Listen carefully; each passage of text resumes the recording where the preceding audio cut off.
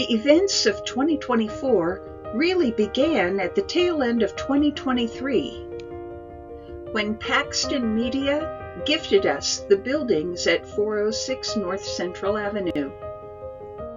The board gathered to sign some papers.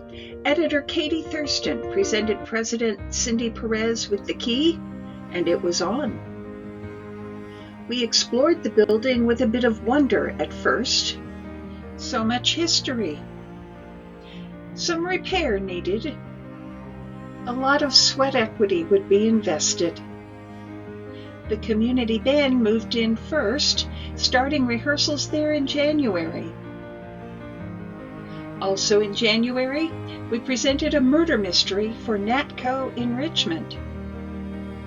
We staged our final play at the Roberts Building in February, Love and Laughter, a series of 8 short plays.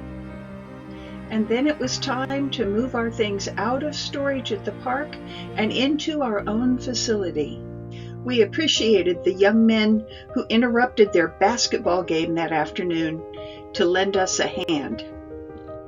March brought a lot of activity as we found new homes for old furniture, recycled what we could, and trashed the things we had to. In April, we prepared for the eclipse with a 3-day storytelling workshop.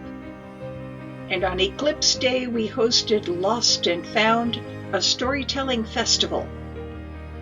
May brought Connorsville's Celebration in the Ville. The band played in the street, and we held an open house with guided tours.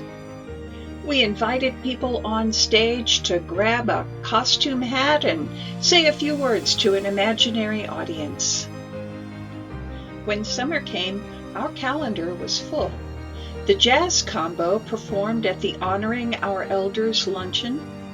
We partnered with Discover Connorsville for the Little Sprouts Day Camp at the Oasis. We also partnered with the Summer Discovery Program at the park. The community choir started rehearsals in June, and we held our first summer theater camp at the 406 in July. We reached out to our immigrant community so those children could practice their English, learn about theater, and make new friends. The final show, standing room only. July also brought Hullabaloo X, our 10th summer variety show. The character of Barclay Bigelow, longtime host of the Hullabaloo, was retired, but his spirit remains. An online contest to give our ghost light a name named him Barclay. In July, another murder mystery helped the Zeta chapter of Kappa Kappa Sigma raise funds to support people fighting cancer. We had a float in the fair parade again this year with our traditional aerodynamic candy, and this year with bubbles. In August, President Cindy Perez received the Chamber of Commerce Community Betterment Award for renovations at the 406. The jazz combo performed here and at the Farm to Table event in September. Also in September, we presented Even an Earnest Endeavor Can Lose Your Patience, a world premiere melodrama where the audience is encouraged to boo, to cheer, and to throw popcorn at the bad guy. Can you see all the popcorn? They were into it. October brought a dinner honoring the master of the macabre, Edgar Allan Poe.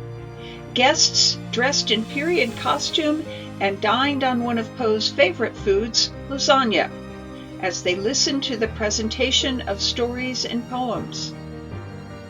At the end of October, we partnered with the Fayette County Library to present Fractured Fairy Tales. Children were guided through a maze with different stories in different rooms. And at the end, each child selected a free book, compliments of friends of the Fayette County Library. In November, we squeezed in one more murder mystery, this time working with the Whitewater Valley Railroad. We also had a second open mic night with music and one more story by Poe.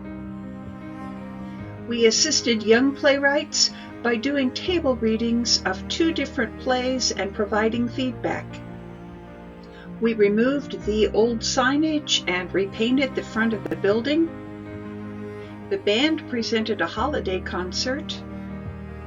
The choir sang at the downtown Christmas tree lighting. Yes, Virginia, there is a Santa Claus, brought new faces to our stage.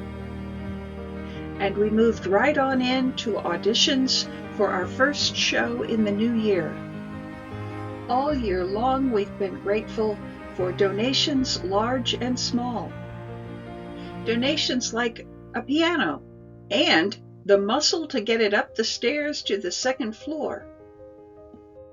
A local church donated chairs, 185 chairs. And we're grateful for all the volunteers who helped us recycle, repurpose, and get settled in. Dennis and Daniel Phelps donated hours and hours of labor as they rewired and installed LED lights. Bernice and Bailey helped them and helped with concessions at the shows. We're also deeply grateful for the generous grants we've received. The Ephraimson Family Fund, the Fayette Community Foundation, and the Connorsville Urban Enterprise Association. Their generosity has enabled us to get started on new roofing for the 406. 2024 has been an amazing year. We can't wait to see what 2025 will bring.